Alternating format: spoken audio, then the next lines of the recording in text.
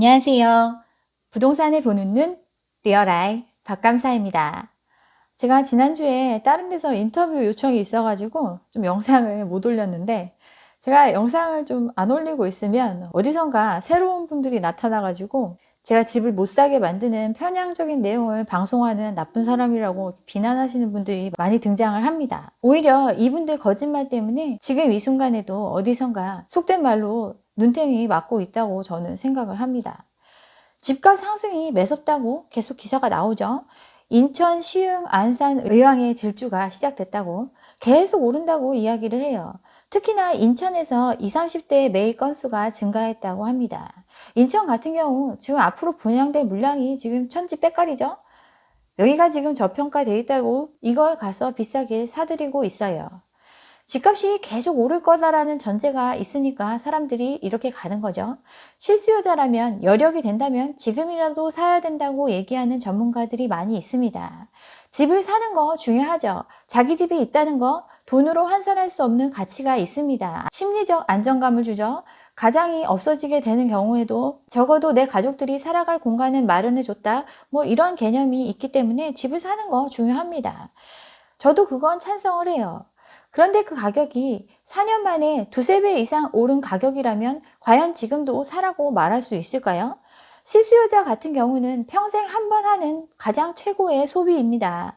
그것도 여지껏 자기가 번 돈에다가 앞으로 벌어들일 소득까지 다 털어넣어서 사게 되는 물건이에요. 그런 소비를 지금과 같이 거품이 낀 가격에 사라고 말할 수 없기 때문에 저는 이렇게 얘기를 하고 있습니다. 계속 오른다는 거, 일반적인 상황에서 경제 규모가 늘어나고 소득 수준이 올라가면서 재화의 가격은 상승하는 게 맞습니다. 그렇다고 그 의미가 비정상적인 가격을 계속 유지할 수 있다는 의미도 아닙니다. 그렇기 때문에 이렇게 얘기하고 있어요. 심리가 다시 오르고 있다고 언론은 계속 떠들고 있습니다. 반짝 꺾였던 서울 아파트 매수 심리가 2주 연속 다시 강해졌다고, 심리가 살아나고 있다고 이야기를 했어요. 부동산원에서 발표하는 매매 수급 지수가 2주 연속 100 위로 올라갔고, 이 의미는 사람들이 살려고 하는 심리가 되살아난 걸로 판단된다고 기사를 썼습니다. KB 지수 같은 경우도 반등을 했다고 얘기를 하는데, KB 지수는 지금 83.1까지 올라왔어요. 이것만 보면 사람들이 다시 집을 사기 시작했나? 이러한 착각이 들게 만듭니다. 기사를 쓸 때 사실에 기초해서 쓸 수밖에 없죠. 주간 아파트 동향, 이 매매 가격 지수를 가지고 쓴 거예요. 보면 2주 전보다 지수가 올라온 걸 볼 수 있어요. 그런데 이걸 월간으로 보면 얘기가 다릅니다. 작년에 패닉 바잉이 휩쓸고 지나간 이후에 심리가 꺾이고 있어요. 전국 대비해서 서울 같은 경우는 더 그 꺾임새가 완연히 나타나고 있어요. 3월이 115.5였는데 지금 4월 들어서는 100 초반을 기록하고 있으니까 남은 한 주 동안 획기적으로 매수 심리가 살아나지 않으면 추세 전환은 어렵죠. 즉, 더 심리가 내려가는 그래프가 월간으로 보면 나타날 겁니다. 그런데도 마치 집을 사려고 마음먹은 사람들이 많아진 것처럼 이렇게 호도를 하고 있어요. 의도가 있는 거죠. 심리가 반등했다고 하는 이유, 재건축 규제 완화에 대한 기대감 때문이라고 합니다. 오세훈발 재건축 기대감에 서울 아파트 값이 상승폭을 확대했다고 이야기를 해요. 압구정이나 노원구 같은 데서 가파른 상승세를 보이고 있다고 하고, 전세 같은 경우는 전국적으로 진정되는 분위기를 보이고 있다고 합니다. 전세는 그렇게 떠들어댔었는데 전세가 안정되는 모습을 보이고 있어요. 매물이 누적되고 신규 입주 물량의 영향으로 전세값이 안정되고 있습니다. 서울시장 돼서 더 큰 걸 바라보고 있는 분인데 갑자기 자기 말 때문에 집값이 폭등한다고 하니까 아차 싶죠? 그래서 토지거래 허가 카드를 꺼냈습니다. 집값도 잡고 재건축도 활성화하는 두 마리 토끼를 잡는 방편으로 일단 선규제 카드를 꺼냈어요. 재건축 대상 단지들이 밀집해 있는 지역이죠. 압구정, 여의도, 그리고 목동, 성수, 이 네 지역을 토지거래 허가구역으로 지정을 했습니다. 그동안 재건축 규제가 오랫동안 지속이 됐으니까 이제 좀 진행이 될 수 있게 완화해 주는 게 필요하다, 이러한 점을 강조를 한 건데, 오히려 이게 집값 상승의 원흉이 되니까 서둘러 진화에 나섰습니다. 그런데 규제한다고 하니까 오히려 반기고 있다고 해요. 호가는 급등을 했습니다. 토지거래 허가를 받게 되면 주거용 아파트 같은 경우는 당장 들어가서 살아야 됩니다.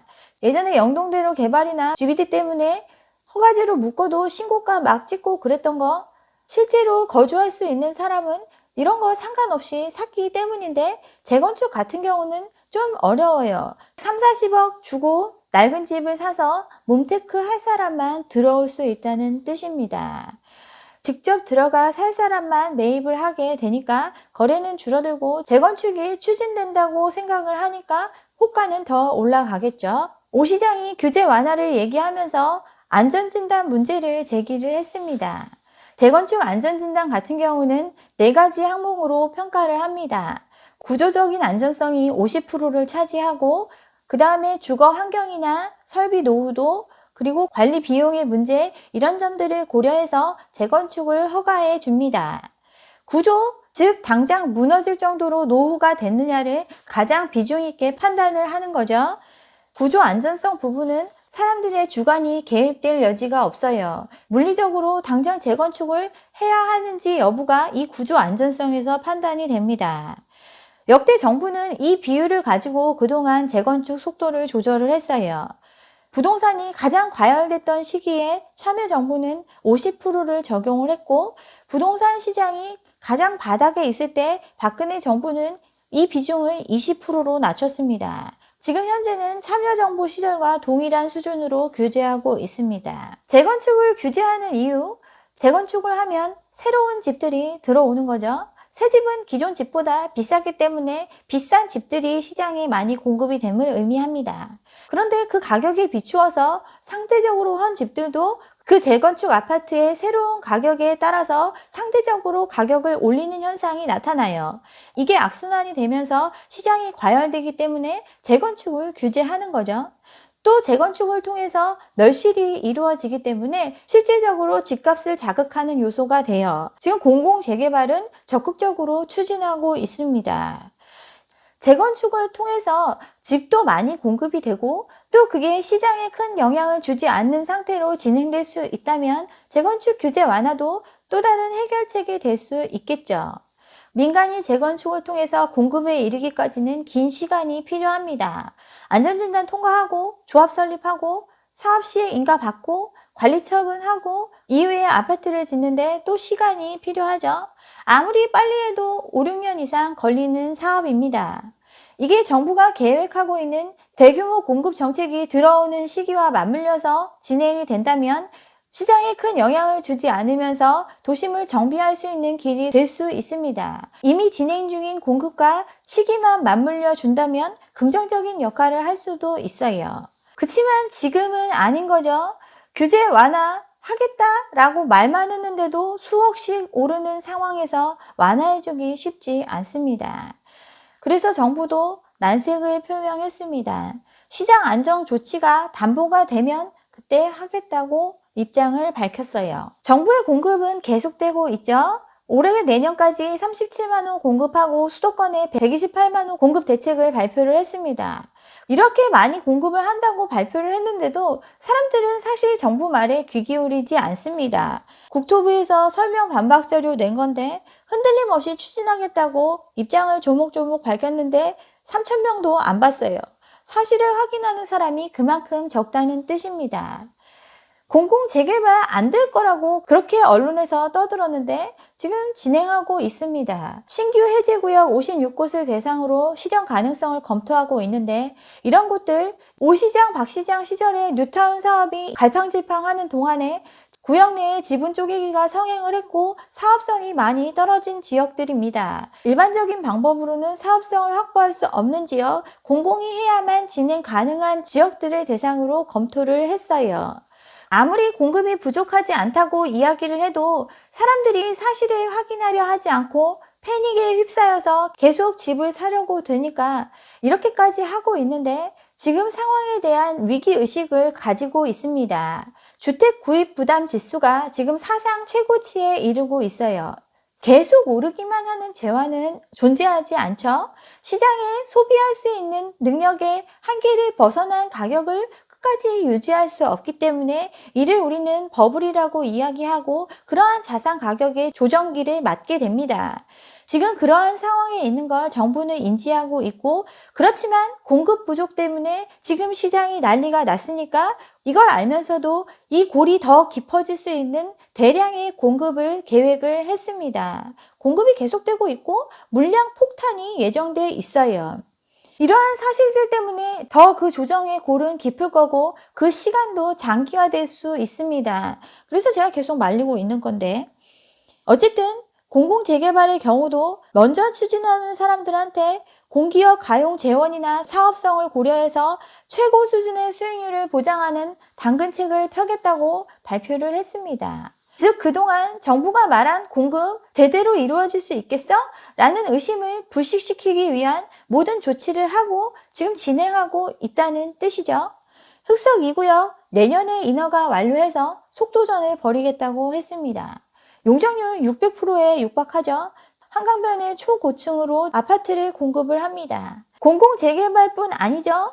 유휴부지에 대한 공급도 지금 착착 진행하고 있어요.